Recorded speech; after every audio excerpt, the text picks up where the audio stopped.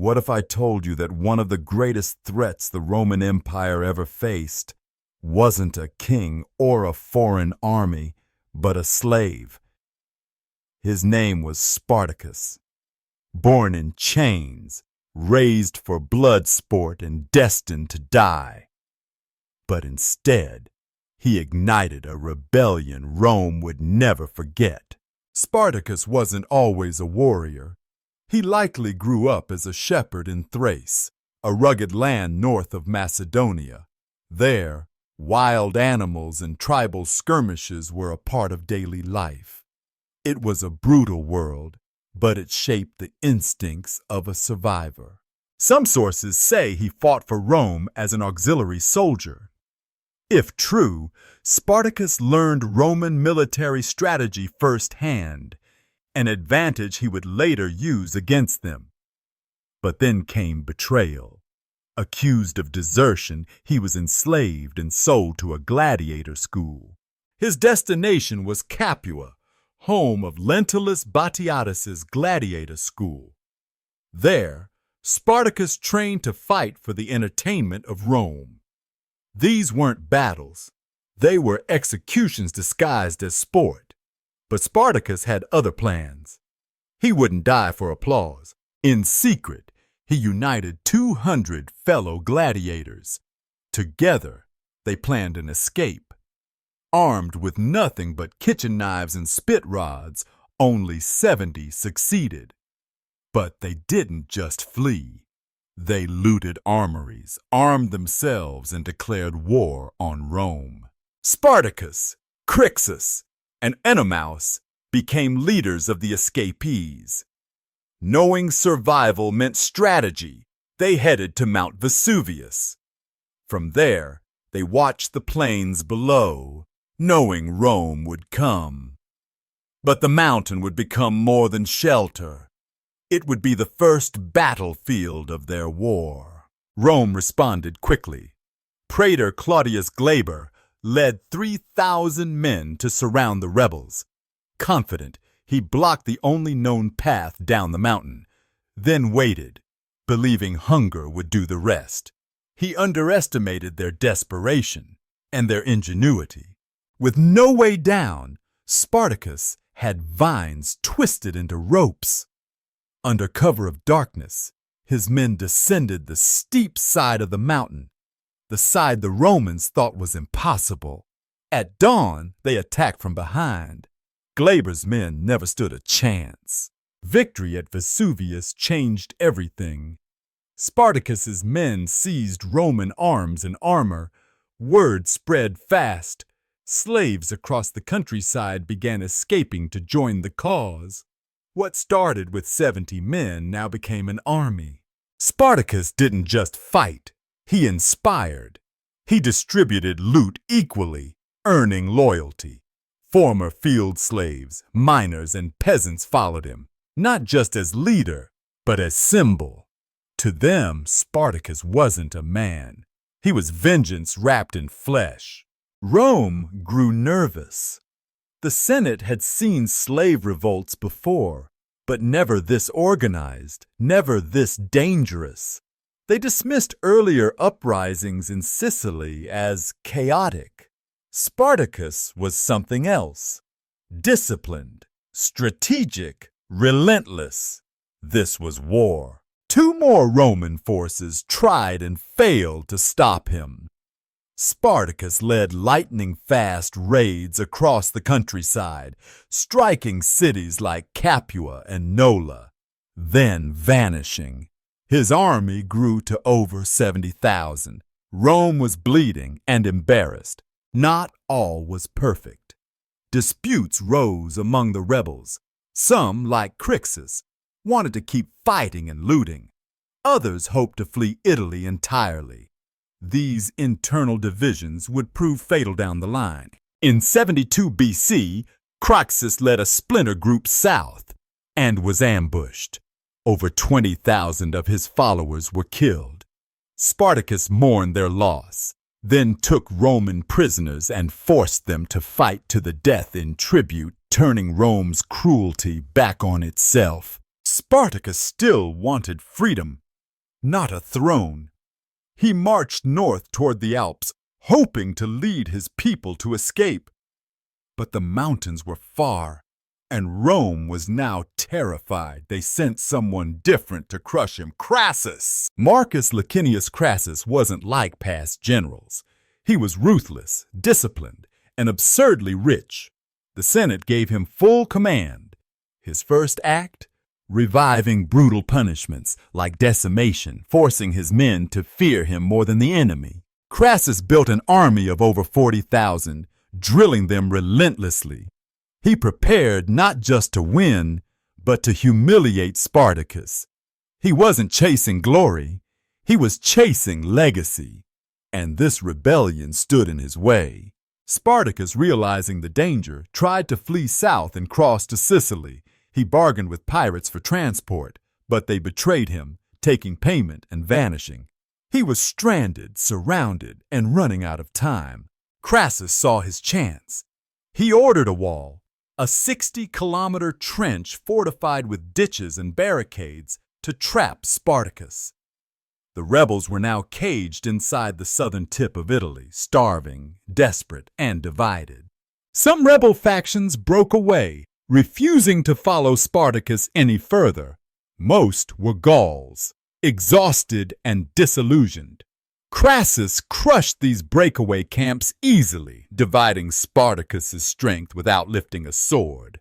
Then came a political twist. General Pompey returned from Spain victorious.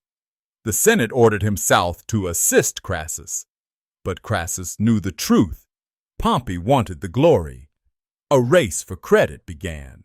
Spartacus, sensing the net tightening, made a bold decision. He would not die a fugitive. In front of his army, he killed his own horse. If we win, I'll take many horses. If we lose, I'll need none. He led a final charge. Against Roman formations, Spartacus's men fought savagely, their courage unmatched. For a moment, the Roman lines wavered. Spartacus even killed 2 centurions with his own hands searching for Crassus. But numbers and discipline won. Spartacus's army collapsed. Surrounded, betrayed by exhaustion and fate, they fell. Spartacus vanished in the carnage, his body never found. But his legend had only just begun. Pompey arrived too late, but just in time to claim victory. He reported to the Senate that he had finished the job. Crassus, furious, was sidelined. Politics in Rome were bloodier than the battlefield. Both Crassus and Pompey returned to Rome as heroes. They would soon clash again, not on battlefields, but in politics. The rebellion they crushed launched both of them into power, but it was Spartacus who stole history's heart. Spartacus was more than a warrior. He was an idea that the lowest among men could rise up, defy empire, and make the world listen. Even in death, Rome could not bury that truth. His rebellion inspired countless revolutions, from Haiti to Hollywood. In every age, Spartacus has returned, not in armor, but in the hearts of those who refuse to be slaves to injustice. Spartacus did not need a crown. He didn't seek power. He just wanted liberty for himself and for others. And that simple dream shook the foundations of the world's greatest empire. So remember his name, not as a myth, but as a man who turned chains into swords and suffering into resistance. This was the life of Spartacus, the gladiator who dared to challenge Rome. While Rome called him a criminal, many saw Spartacus as a liberator. He gave the enslaved a voice, the abused a blade, and the forgotten a name. His army was not just soldiers, it was hope turned into motion. Spartacus's revolt exposed cracks in Rome's foundations, economic dependence on slavery, aristocratic arrogance, and military overconfidence. He forced the empire to confront its darkest realities, and that made him dangerous. Even his enemies respected him. Historians like Plutarch and Appian, despite serving Rome's legacy, described him as noble, intelligent, and virtuous, a man above the label of barbarian. Rome feared ideas more than weapons. Spartacus's rebellion was crushed, but his memory couldn't be chained. He became the whisper of resistance in every future uprising, the question no empire could silence. In time, stories of Spartacus would reach distant lands. In 18th century Haiti, revolutionary leaders invoked his name. In 20th century cinema, he was immortalized again. Each retelling gave him new life, but legends often blur the man. Spartacus wasn't perfect. His army looted. His tactics weren't always clean, but amidst chaos, he stood for something rare: dignity and defiance. What made Spartacus special wasn't his strength. It was his vision. A world where people were not owned, where justice didn't wear chains. That dream has outlived every Roman emperor. He wasn't born noble. He became one through blood, fire, and betrayal. Spartacus rose from the lowest rank to challenge history itself and leave a scar on Rome's pride. For 3 years, Spartacus did what kings and armies failed to do: make Rome bleed. Not with armies of states, but with men who had nothing to lose and everything to remember. And that's why his story endures, not because he lived, but because he lived meaningfully. Because in the face of impossible odds, Spartacus chose to fight instead of kneel. His name crossed generations. In revolts, in literature, in speeches. Even Karl Marx once called Spartacus the purest figure of ancient proletarian resistance. Not a hero of empire, but of the oppressed. Hollywood made him famous again. The 1960 film Spartacus became an anthem of civil rights and rebellion. "I am Spartacus!" shouted a crowd, not just in the film, but in every movement since. But beyond the myth and the movie, there remains a real man, a warrior, a rebel, a former slave who made history tremble. That truth matters more than fiction ever could. Ask yourself, if you had nothing, no name, no freedom, would you accept your fate or rise as Spartacus did to rewrite it?